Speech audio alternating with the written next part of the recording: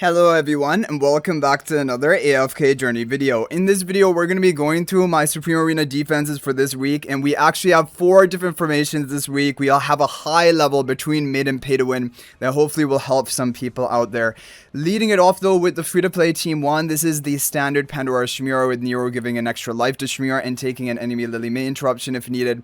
Callan for the protection, and then we have Ludovic frontmost with the Vanguard spell because he is a magical damage dealer. He's going to boost magic damage of the whole team. And Ludovic just here for the healing, and you probably have Paragon upgrades into Ludovic if you've been playing for a while. So moving on to team 2, we have the Frieren Theodore comp, but we also have Iron to take an enemy Lily May interruption if needed, and if they don't have Lily May, you're going to group them up for potentially a better Frieren alt combo. Lily May, just because she's a solid hero, she can interrupt enemies, and Ravion for the buffing of Frieren and Lily May. Then we have just the Phantom buffing Frieren. We're running it with the Valor Shield spell, which I think is a really good option for Frieren team. It helps Frieren, it improves her survival, but also improves her, it makes her unaffected beginning of battle, and also gives her the haste buff that increases her damage output. This is a map where summoners can be preferred, but to be honest, summoners are not really a great option to use in PvP, so I don't have many teams revolving around that mechanic, but I do have one which I'm going to show you guys. So moving on to team 3, we have the Bonnie damage over time team, Bonnie and Citrana to spread their debuffs, and then you have your Damon and even Igor to stall out the enemy. Siren is going to block the artifact, and if he can get off an ultimate, that's even better for the damage. And then we have Wingard spell for that steadfast at the beginning of battle, that protection, which is going to allow you to more easily get off your debuffs. And Igor is just going to stall them out at the end. You can replace Igor for Zoria. It is totally fine if you want to do that. Just place her in the same position as Igor. It's as simple as that. Okay guys, so now we have the mid level of teams. So mid team 1 is going to be using Gwyneth. Hugh and Gwyneth combo. Light Bear faction. We have the Phantom buffing up your Gwyneth. We have Siren blocking the artifact. We have Ravion up front with the Vanguard spell. That is gonna, he's a physical damage dealer, gonna boost physical damage of the team. And we have him to buff up both Siren and Gwyneth so they hit harder. We have Callan for that protection at the beginning of the match. So very simple team, but very solid and effective team option. The only other thing you could consider in a team like this is running the Wingard spell, because that is going to provide a bit more protection at the beginning of battle. But I think Callan kind of provides the protection enough for your team that you can get away with Vanguard, which is going to be a more offensive option. And so that's why I've put it here. Okay, for team 2, we're going to be running the Theodore Solis Frieren Himmel combo, which you guys have seen a lot, even in Supreme League. Even some pay-to-win teams are running this combo. It's very effective because Himmel will amplify the damage of Frieren, as well as increasing the basic stats of all heroes within his heroic party, and Lily May is going to interrupt enemies and deal her damage. Frieren is your major win condition. Solis is going to ult before Frieren to take an enemy Lily May if needed, and you're going to run it with the Valor Shield spell for more protection and unaffected to your Frieren in the back, and to boost your damage more. Again, we're running on a map where summoners are good, but that also, I feel like Frieren is good into those, because Frieren can just burst. If anyone tries to go for a summoners related comp, she can burst all of them with her ultimate, and that's kind of like the advantage that Frieren has into this map. So that's what we have for team 2. For team 3, we have again the damage over time team with Bonnie, but rather than, Siren, we're running Nero because Siren is in team 1. We'll have Nero to spread the debuffs of Citrana and Bonnie. We have Damon, up front. And then we have Igor to stall out. Again, Igor can be replaced for Zoria in the same spot if needed. But I do think Igor is a more offensive option because he's going to deal damage and burst right away, and also HP recovery block, and as long as he's able to survive, he can be potentially more effective than Zoria. Zoria has to clean up, and into some enemy stall teams it just won't happen. So yeah, we're running with Wingard as well, but like I said, if you want to run Wingard for more protection on your team on the Gwyneth, you can run probably any artifact is actually good here. I've tried pretty much most artifacts. Like you could go for definitely Vanguard if that becomes free, or you can go for Surging Spell, which is decent enough. You can even go for Breakthrough or Sunlance. I've seen those work as well, and potentially even Magic Surge, which does do well in stall comms generally. But we're going just for Wingard just to get that protection at the beginning to set up your debuffs, and then Igor will take it from there. Okay guys, so we're going to move on to the high teams, but before we do that, if you're thinking about making a purchase in AFK Journey, please use my affiliate link for the official Farlight Store. This is the best way you can support me and also gain 5% bonus dragon crystals on your purchase. My affiliate link is in the description of this video in a pinned comment, and you can actually bookmark this link in your browser, and whenever you're planning to make a purchase, just return to the bookmark link and make your purchase. It will support me and be greatly appreciated, so thank you all so much for your support. Okay guys, so here we have the high team. So we have some interesting combos. First of all, we're going to have Alna free-ring combo with the Wilders, and we're not even running Theodore, because in fact, Theodore is not needed for this comp. What we have here is Lily May, who's just a solid hero. She's going to be frontmost with the Vanguard spell. She's going to be a pointed Vanguard that's going to boost magical damage for the whole team. She can interrupt enemies and provide that utility. Then we're going to have Damien for the temporary buffs and healing for the team. We have Celise over here, who is going to be the major healing source. And we are going to have Celise ultimate before Freerin, which is allowing Freerin to get off a free ultimate after, even if there is a Lily May of the enemy. And we have Alna for that protection of Freerin, which is basically the best optimal combo. So this is going to be an effective team. Overall, not too pay to win, just using Alna. Alna can work as Supreme Plus, and using other heroes, which hopefully you have been building up if you are a PvP focused player. So moving on to team 2, we have the very interesting Hugin Gwyneth combo team with Ravion and Siren. But rather than going for like a defensive option like Callan, which you definitely can, it is better to actually go for an offensive option like Theodore. So what we have here is Theodore is going to boost energy, and immediately ultimate is going to go off of your what is this guy's name? Aurelian. Yeah, I was thinking Aurelian Soul for some reason. Anyway, Aurelian is going to go off. That is going to haste buff your team. That is going to allow Gwyneth to hit even harder.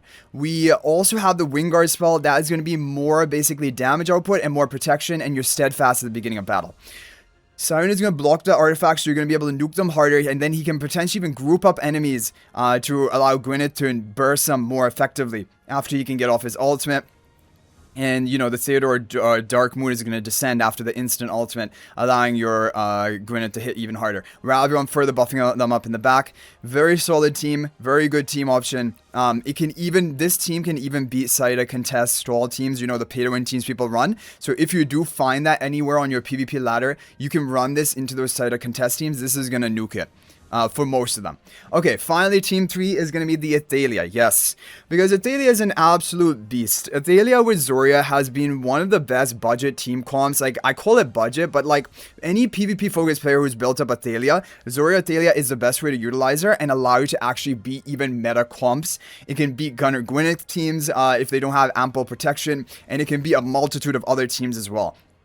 So what we have is Pandora boosting up your Athalia, Phantomel further boosting up execution of Athalia, Callan to protect, and most important, protect your Pandora, and then we have Zoria in the back to be boosted by Pandora, and Nero to give another life to the Zoria, and take a Lily May interruption if needed. And now we're running with the new artifact Magic Surge. Now both are good. Surging Spell is good, and Magic Surge is good. However, Magic Surge, especially for this team, seems to be the preferred option because you're going to be able to have a long enough fight to get the full value from this artifact, and then it becomes pretty crazy. It has high damage nuking burst, higher even potentially than Surging Spell. And because you don't need the shielding on your team from Surging Spell, because like generally Athalia is going to be non-targetable, the rest of your team is going to be dead. Surging Spell, the shielding is kind of like not useful because it doesn't apply to anyone. But this one is going to be permanent debuffs onto the enemy. First, Vitality debuff, so then you can nuke them harder and they won't be able to heal it back. And then eventually Energy Recovery debuff and Attack debuff, and when it does proc, it deals high damage as well. So that's why that is going to be the preferred choice here.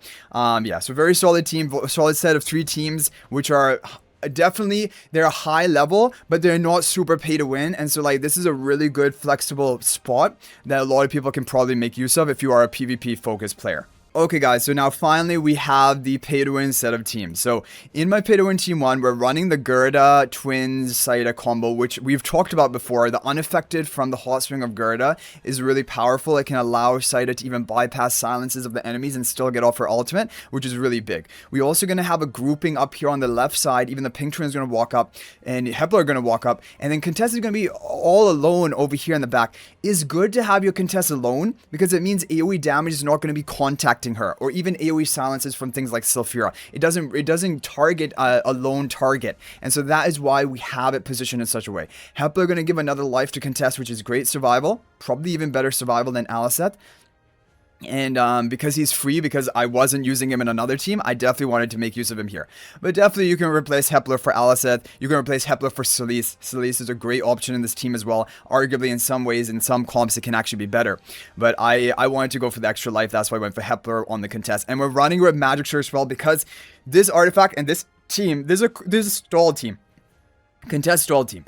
And so if you're facing the mirror match, having the Magic Surge artifact can be a win condition for you in beating the mirror match. Also, if you're just stalling out opponent and for whatever reason you're not bursting them effectively enough, Magic Surge can help you with that and give you the upper hand. And so that is why we're running that artifact. But you don't have to run this one. You can run a breakthrough spell. You can run Wing Guard if it's free. There are a multitude of options. But yeah, we're going with this one for this week. Okay, Team 2 is very interesting, but it isn't as bad as it looks.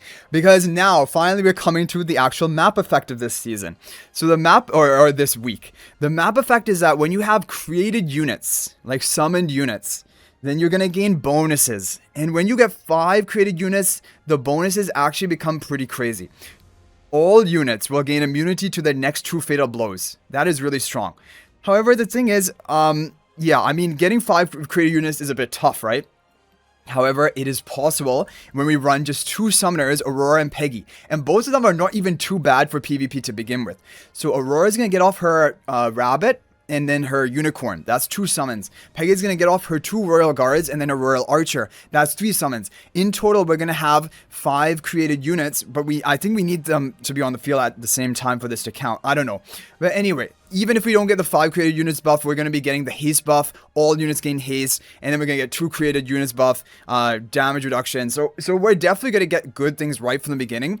And also the team comp is not even that bad because you have Aurora blocking the whole of Kulu's wall. It'll force every enemy to run up to Gunner. And Gunner's going to be so tanky. Also with the Wing Guard spell.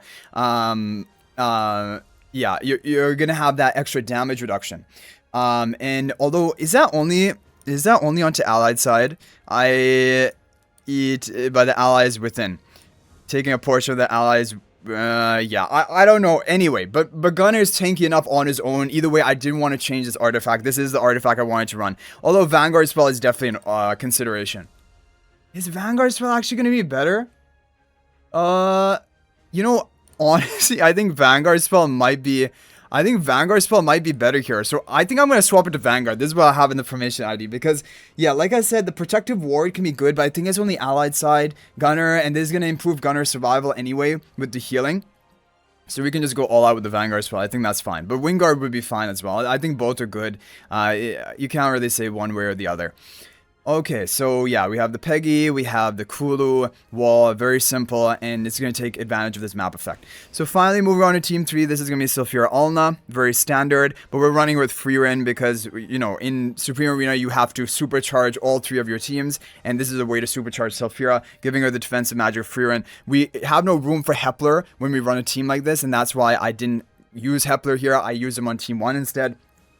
Because you can't make Sulfura frontmost and also get Hepler buff. It's not possible. And then we also have the Phantomil. We have Athalia being buffed. She's going to hit harder. And we're going to activate frontline spell very quickly into the match. We already have 3 heroes right on the edge of the front line.